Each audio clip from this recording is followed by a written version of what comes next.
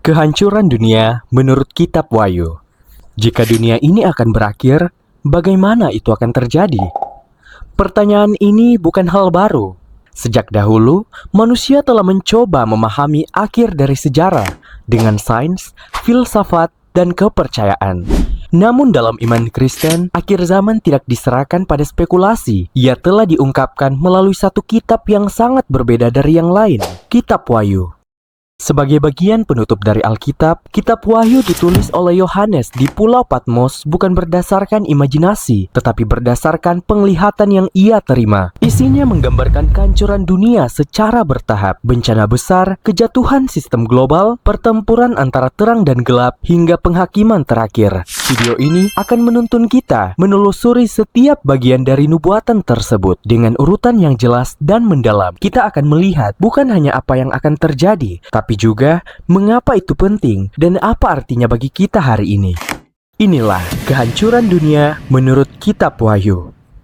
Awal penglihatan Yohanes. Kita mulai dengan Yohanes sendiri, seorang pengikut Kristus yang diasingkan ke Pulau Patmos di Laut Aegea pada masa penganiayaan Kekaisaran Romawi. Di tempat terpencil inilah, sekitar tahun 95 Masehi, Yohanes mengalami serangkaian penglihatan yang mencengangkan. Pada satu hari di Pulau Patmos, Yohanes sedang tenggelam dalam penyembahan. Suasana tenang tiba-tiba terpecah oleh suara keras di belakangnya. Suara itu begitu nyaring, seperti tiupan trompet yang menggema dan memerintah untuk didengar. Yohanes berbalik dan di hadapannya berdiri sosok yang luar biasa. Penampakan itu begitu menggentarkan hingga Yohanes jatuh tersungkur dikuasai rasa takut yang dalam. Sosok tersebut memiliki rambut putih bersinar seperti bulu domba. Matanya menyala tajam bagaikan nyala api. Kakinya tampak bercahaya dan dari mulutnya muncul sesuatu yang tidak biasa. Sebilah pedang panjang bermata dua tajam melambangkan kuasa perkataannya. Sosok itu bukanlah makhluk biasa. Dia berbicara dengan suara yang dalam dan penuh otoritas, memperkenalkan diri sebagai yang awal dan yang akhir, yang telah mati namun kini hidup sampai selama-lamanya. Pribadi itu adalah Yesus Kristus yang telah bangkit. Ia menyuruh Yohanes untuk mencatat segala sesuatu yang akan dinyatakannya, baik yang sedang terjadi maupun yang akan datang. Mungkin kamu bertanya-tanya, mengapa Yesus dalam penglihatan Yohanes digambarkan sangat berbeda dari sosok yang sering kita lihat dalam lukisan? Penampilannya yang menggetarkan itu bukan untuk menakut-nakuti, melainkan penuh makna simbolis dan teologis yang dalam. Matanya seperti nyala api, menggambarkan pengetahuan ilahi yang sempurna. Dia mampu melihat sampai ke dalam hati manusia, menyingkap setiap motivasi dan rahasia yang tersembunyi. Tidak ada yang luput dari pengamatannya. Kakinya seperti tembaga membara, melambangkan kekuatan, kekudusan, dan keadilannya. Ia kokoh dan teguh dalam penghakiman, telah dimurnikan dalam api, sebuah simbol bahwa segala keputusannya benar dan adil. Pedang tajam yang keluar dari mulutnya bukanlah pedang secara harfiah, melainkan simbol dari firman-Nya. Firman Tuhan adalah hidup dan penuh kuasa, sanggup menghakimi, menyucikan, dan membedakan antara yang benar dan yang salah. Ini menegaskan bahwa otoritasnya terletak pada perkataannya, bukan pada kekuatan duniawi. Keseluruhan penampakan ini menyatukan kemuliaan, kekudusan, dan penghakiman ilahi, menggambarkan Yesus bukan hanya sebagai juru selamat, tetapi juga sebagai Tuhan yang dimuliakan dan hakim atas segala sesuatu. Melalui penglihatan ini, Yohanes dan gereja-gereja diberi penghiburan bahwa Kristus yang bangkit memegang kuasa penuh atas sejarah dan gerejanya.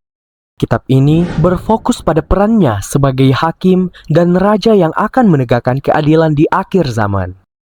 Setelah Yesus memberikan pesan untuk 7 jemaat di wilayah yang sekarang menjadi Turki, yaitu Efesus, Smyrna, Pergamus, Tiatira, Sardis, Philadelphia, Laodikia, ia menunjukkan kepada Yohanes berbagai penglihatan tentang peristiwa-peristiwa yang akan terjadi sebelum akhir dunia.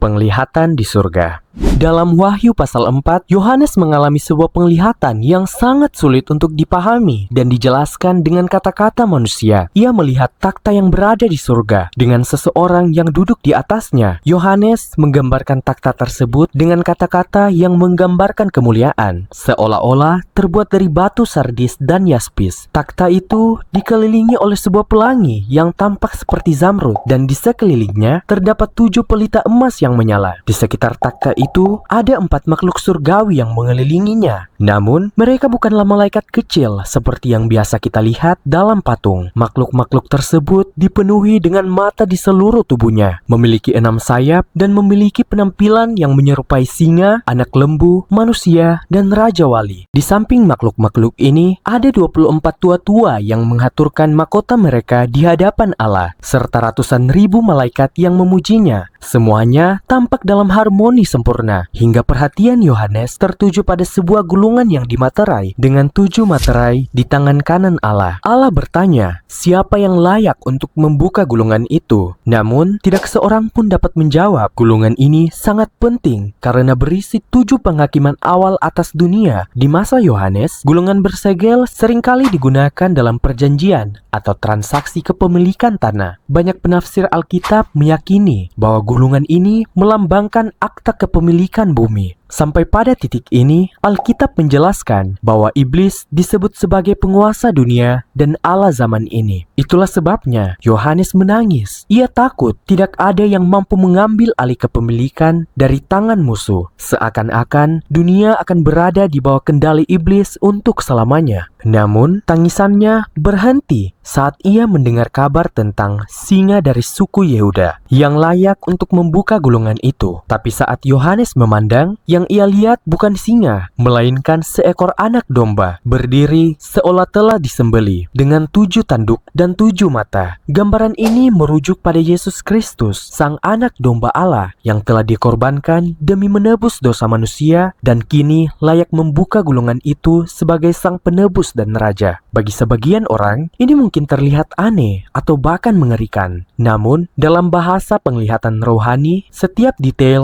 memiliki makna mendalam. Anak domba adalah lambang Yesus sebagai penebus. Dia yang menyerahkan nyawanya bagi dunia. Lukanya yang masih terlihat menunjukkan bahwa pengorbanannya belum dilupakan, bahkan di surga. Ia adalah Mesias yang menang melalui penderitaan. 7 tanduk menggambarkan kekuatan yang sempurna. Dalam simbolisme Alkitab, tanduk melambangkan kuasa dan otoritas. Dan karena 7 adalah angka kesempurnaan ilahi, maka 7 tanduk berarti bahwa Kristus memiliki kuasa yang sempurna dan mutlak. Sementara itu, 7 mata melambangkan penglihatan yang sempurna dan Roh Kudus yang bekerja di seluruh bumi. Wahyu menjelaskan bahwa ke-7 mata itu adalah Roh Allah. Bukan berarti ada 7 pribadi Roh Kudus, tetapi bahwa Roh Allah hadir secara penuh dan sempurna di mana-mana. Dengan kata lain, anak domba ini bukan hanya simbol kelemah lembutan atau kasih pengorbanan. Ia adalah gambaran dari Kristus yang maha kuasa, maha tahu, maha hadir, penebus yang juga raja segala raja. Gambaran ini tidak dibuat untuk menyenangkan pandangan manusia, tetapi menyatakan realitas surgawi yang jauh lebih dalam dari apa yang bisa kita pahami. 7 materai dan sangkakala. Ketika malaikat pertama meniup sangkakalanya, hujan es dan api dilemparkan ke bumi, mengakibatkan sepertiga dari semua pohon dan rumput terbakar. Sangkakala kedua ditiup dan gunung api raksasa dilemparkan ke laut, mengakibatkan sepertiga lautan tercemar. Sangkakala ketiga ditiup dan bintang besar jatuh dari surga, mencemari sepertiga air tawar di bumi. Ketika sangkakala keempat ditiup, sepertiga matahari, bulan, dan bintang digelapkan. Sangkakala kelima adalah yang paling menakutkan dari semua penghakiman dalam Wahyu. Ketika malaikat kelima meniup sangkakala, malaikat lain jatuh dari surga dan diberi kunci untuk apa yang Alkitab sebut lubang tanpa dasar. Ini bukan sekedar lubang yang sangat dalam, ini adalah jurang tempat roh-roh jahat dihukum. Malaikat itu menggunakan kunci untuk membuka lubang dan melepaskan iblis yang mengerikan.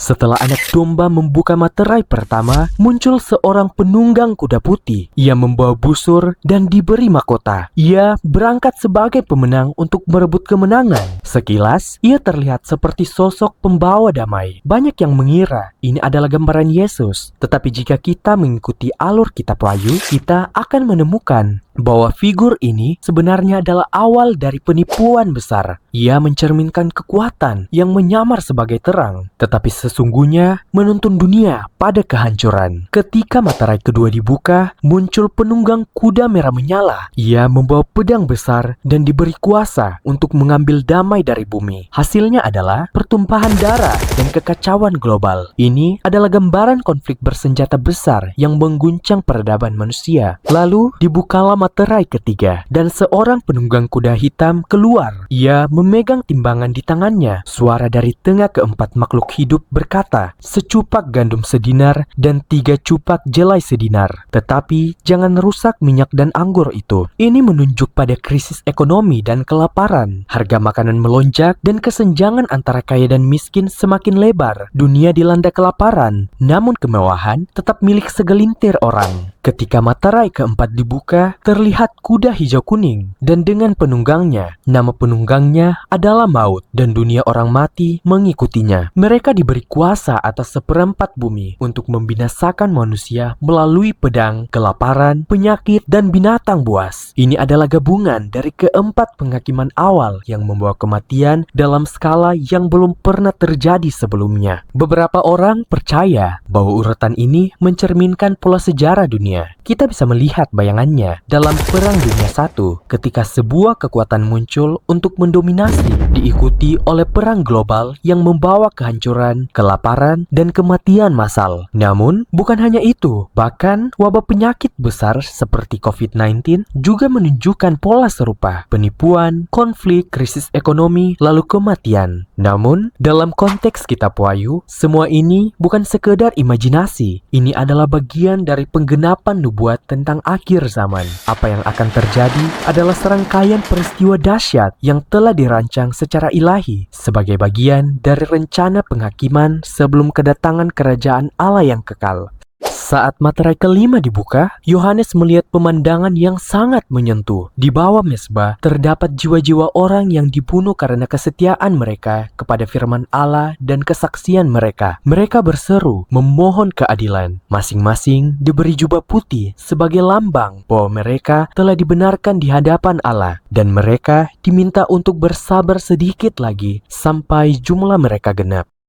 Lalu materai keenam dibuka. Yohanes melihat segalanya berubah secara dramatis. Gempa bumi besar mengguncang seluruh dunia. Matahari menjadi hitam seperti kain kabung. Bulan tampak merah seperti darah. Dan bintang-bintang jatuh ke bumi seperti buah ara yang gugur tertiup angin kencang. Langit terbelah dan setiap gunung serta pulau bergeser dari tempatnya. Ini bukan sekedar simbol, melainkan deskripsi bencana alam dan dunia yang sangat besar. Bisa jadi gambaran perang nuklir, serangan meteor, atau kehancuran yang lebih besar dari yang bisa kita bayangkan. Namun, sebelum materai ketujuh dibuka, sebuah penglihatan baru muncul di pasal 7 kitab Wahyu. Yohanes melihat 144.000 orang dimateraikan. Mereka berasal dari 12 suku Israel, dan mereka diberi perlindungan khusus dari Allah. Akhirnya, materai ketujuh dibuka, tetapi bukan bencana yang langsung terjadi, melainkan keheningan. Selama setengah jam, surga menjadi sunyi. Tidak ada nyanyian malaikat, tidak ada suara guntur atau trompet, hanya diam. Keheningan ini seperti tarikan napas terakhir sebelum badai besar datang. 7 malaikat tampil ke depan, masing-masing membawa satu sangkakala. Ini menjadi awal dari 7 penghakiman baru yang akan mengguncang bumi. Ketika sangkakala ke-6 ditiup, 4 malaikat jahat yang sebelumnya terbelenggu di dasar sungai Efrat dibebaskan. Mereka ditugaskan untuk membinasakan sepertiga populasi yang masih tersisa di bumi dengan menggerakkan pasukan besar berjumlah 200 juta orang. Dalam penglihatan berikutnya, Yohanes diperintahkan untuk memakan gulungan kecil yang memberinya pengetahuan untuk terus bernubuat. Kemudian, di akhir zaman akan muncul 2 saksi Allah yang diutus untuk bernubuat dan memperingatkan dunia. Mereka akan tampil di Yerusalem, dan selama 3,5 tahun mereka akan berkhotbah dengan penuh kuasa, mengenakan kain kabung sebagai tanda seruan pertobatan. Mereka akan mampu melakukan mukjizat besar seperti menutup langit agar agar tidak turun hujan, mengubah air menjadi darah, dan mendatangkan berbagai tula atas bumi. Namun, setelah masa pelayanan mereka selesai, iblis melalui sosok binatang dari jurang maut akan membunuh mereka. Mayat mereka akan tergeletak di kota Yerusalem sebagai tempat Tuhan disalib. Seluruh dunia akan menyaksikan kematian mereka selama 3,5 hari. Sesuatu yang mustahil terjadi seabad lalu, tetapi kini sangat mungkin melalui siaran langsung dan media digital global. Setelah itu, Allah akan membangkitkan mereka dari kematian, dan di hadapan semua orang, mereka akan diangkat ke surga. Tak lama kemudian, gempa bumi besar akan mengguncang Yerusalem, menghancurkan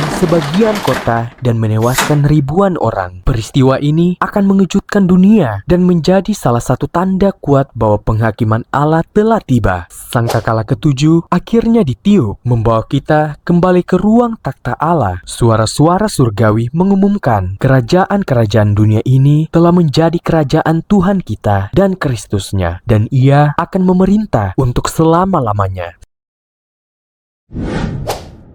Penglihatan tengah.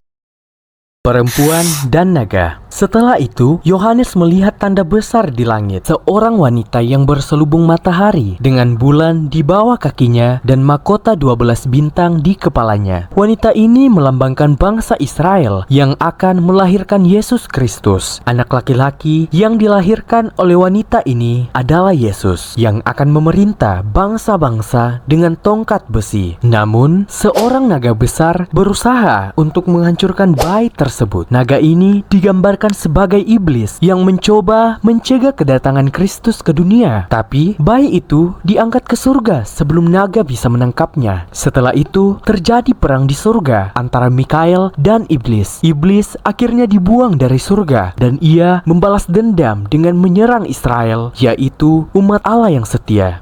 Antikristus dan nabi palsu muncul. Setelah iblis dikuasai, ia bekerja sama dengan antikristus dan nabi palsu untuk menguasai dunia. Antikristus muncul sebagai penunggang kuda putih yang berpura-pura menyelamatkan dunia seperti yang tertulis dalam Matarai pertama. Namun sebenarnya ia bekerja untuk iblis. Antikristus ini akan mendominasi dunia dan dipuja oleh banyak orang sebagai penyelamat. Ia akan menguasai dunia dengan kekuatan besar dan banyak orang akan menyembahnya. Bersama antikristus ada nabi palsu yang akan mengorganisir penyembahan dan memaksakan tanda di tangan atau dahi para pengikut antikristus yang akan digunakan untuk mengontrol semua aktivitas ekonomi dan menjadi lambang kesetiaan penuh kepada antikristus. Mereka berdua akan membawa ke dunia ke dalam kejahatan besar. Binatang dari laut dan binatang dari darat akan bekerja sama untuk mengendalikan umat manusia dan membawa dunia ke dalam kegelapan. Di tengah kekuasaan antikristus, ada 144.000 orang yang tetap setia mengikuti Yesus. Mereka adalah orang-orang yang tidak terpengaruh oleh antikristus dan mereka dijaga oleh Allah. Mereka adalah pelayan Allah yang setia, yang akan tetap berdiri teguh meskipun dunia berada dalam kekacauan dan penindasan.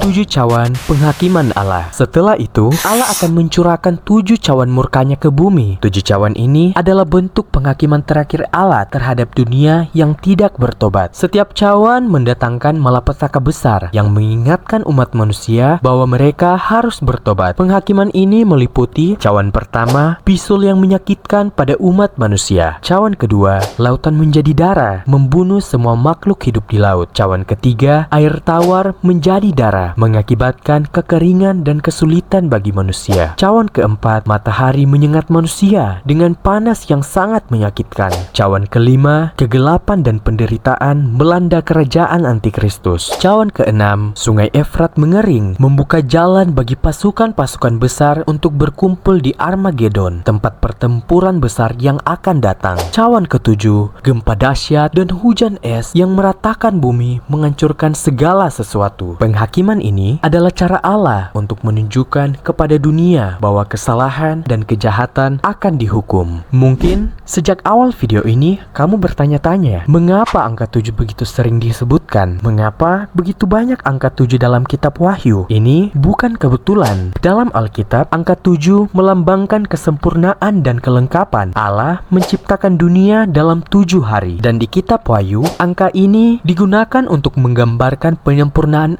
akhir dari rencananya bagi bumi. Karena itu, kita melihat pola 7 materai, 7 sangkakala, dan 7 cawan murka berulang kali muncul, menegaskan bahwa semua yang terjadi adalah bagian dari rancangan ilahi yang sedang digenapi.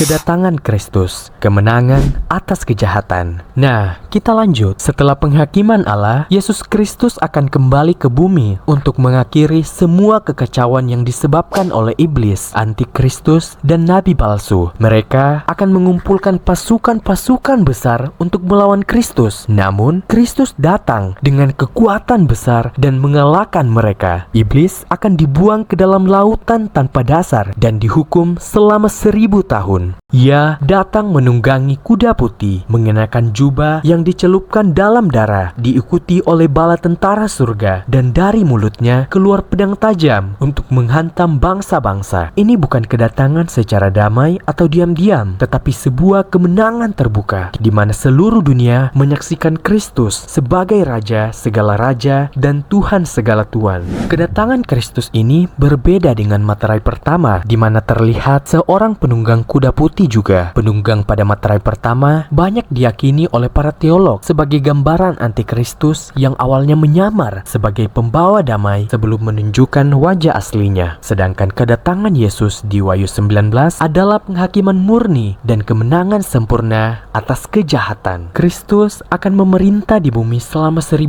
tahun dengan damai, di mana tidak ada lagi kejahatan yang menguasai dunia. Namun, setelah 1000 tahun berakhir, iblis akan dilepaskan untuk sesaat untuk menguji umat manusia. Namun, pada akhirnya, iblis akan dihancurkan selamanya. Setelah iblis dihancurkan, penghakiman terakhir akan terjadi. Allah akan mengadili semua orang berdasarkan perbuatan mereka. Orang-orang yang tidak percaya kepada Kristus akan dibuang ke dalam lautan api yang melambangkan hukuman kekal. Tetapi orang-orang yang percaya kepada Kristus akan memperoleh kehidupan kekal bersama Allah.